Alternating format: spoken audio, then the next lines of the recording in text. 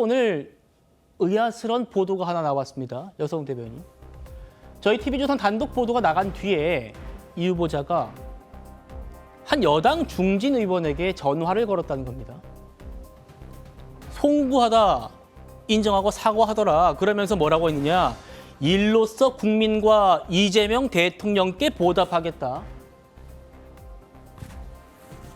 저희가 지금 이해운 후보자의 갑질 의혹이 담긴 녹취록을 잇따라 보도해드리고 있는데 청문회를 노린 겁니까? 민주당 중진 의원에 전화해서 이재명 대통령께 보답하겠다. 어떻게 이해해야 됩니까? 일단은 저는 아까 이제 이해운 후보자의 저 음성 녹음 파일을 듣고 사실은 머리가 조금 어질어질했습니다.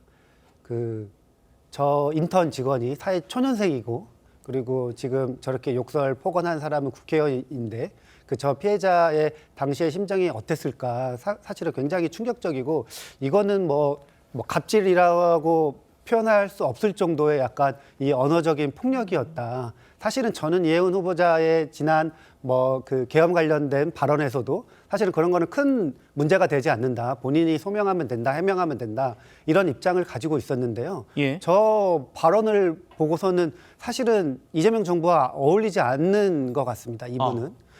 그리고 또 지금 국민의힘에서 이것 말고도 계속해서 더 이어서 이 폭언 이런 것들이 더 많이 있다고 하니까요. 사실은 버티기가 좀 힘들지 않을까 이런 생각을 가지고요. 좀 염치가 있었으면 좋겠어요. 예를 들면 강선우 지금 의원도 마찬가지로 본인이 저런 갑질, 공천 관련된 저런 의혹이 있었음에도 불구하고 장관을 하겠다고 하고 이 이해운 후보자 같은 경우에도 사실은 굉장히 문제잖아요. 이거는 일반 회사 같은 경우에는 이거는 그냥 경찰 수사 대상인 거죠. 그러니까 이런데도 불구하고 한나라의 장관이 되겠다, 국무원이 되겠다 하는 이러한 욕심에 뭔가 이제 할 말이 없습니다. 자신의 보좌진의 폭로, 정말 이 귀가 터질 것 같은, 제가 만약 그 피해자였더라도 트라우마가 있었을 것 같아요. 그 보도가 나간 뒤에 이해운 후보자가 민주당 중진 의원 전화해서 이재명 대통령께 보답하겠다.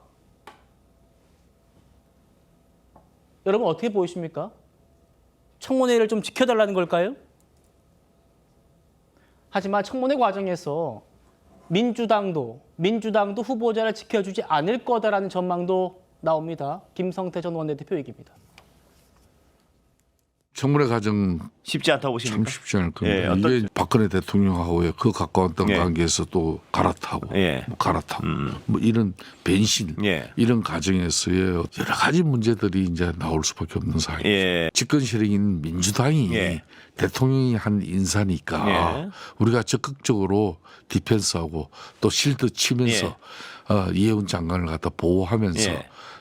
최종적으로 대통령이 임명할 때까지 국민들 여론이 더 이상 악화되지 않게 그걸 막아낼 수 있는 그런 최선의 노력을 정청래 당 체제가 할수 민주당이 있을까? 보여줄 건지 저는 그것부터 의문심을 그게 민주당 내에서도 많은 어제 그 정도 이해운 전 의원이 장관 내정자가 민주주의를 내랄 파괴한 행위다 이렇게 규정지었다고 해서 금방 그래 이제 우리 편 됐으니까 다 지난 가오 다 듣고 용서해주고 앞으로 기획예산부 장관 잘해 이렇게 쉽게 안 됩니다. 오 대변인 김성태 전 대표 얘기는 이재명 대통령이 지명했다고 해서 지금 정청래 지도부가 끝까지 옹호해 주겠느냐? 나는 그렇게 생각하지 않는다 이 얘기거든요. 어떻게 보십니까? 저는 조금 전에 여선웅 대변인께서 이재명 정부와 안 어울린다라고 하셨는데 저는 어울리긴 되게 어울리는 것 같습니다. 이재명 정부의 인사 한마디로 정실 인사거든요. 본인 사시동기들, 변호인들 다 쓰고 도덕성은 거의 안 보는 것 같아요. 그러니까 김민석 총리 비롯해서 도덕성은 거의 이제 제로지 않습니까?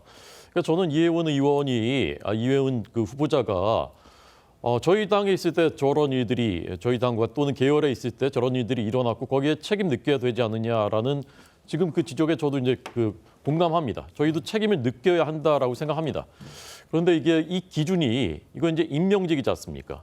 그런데 이분의 평판이 삼선 의원 하는 동안에 이 정치권, 이 국회에서는 꽤나 이제 정평이 나 있었던 것으로 이제 저는 듣고 있고 그렇기 때문에 임명직에 발탁이 안 됐었던 이유도 저는 그 중에 하나인 것 같거든요. 근데 이제 임명직에 썼단 말입니다, 여기를.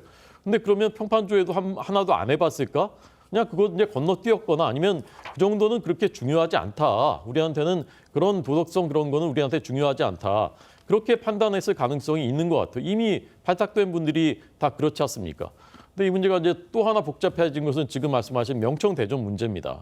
저는 김병기 원내대표 낙마한 거에 대해서도 청와대가 굉장히 곱지 않은 시선으로 보고 있을 거라고 저는 이제 보거든요. 예. 정청래 대표 체제가 김병기 원내대표를 지켜줄 생각이 없었다. 그렇게 판단하고 있을 거라고 보는데 이게 이해운 장관 후보자를 야심차게 지명했는데 정청래 대표가 적극적으로 이걸 엄호하지 않고 잘하면 낙마할 수도 있다 이렇게 간다면은 그야말로 저는 여권 내에서 이게 내전이 심상치 않은 지금 김병기에 의해서 이해운까지 해가지고 심상치 않은 국면으로 가는 것 아닌가 그렇게 생각을 해봅니다.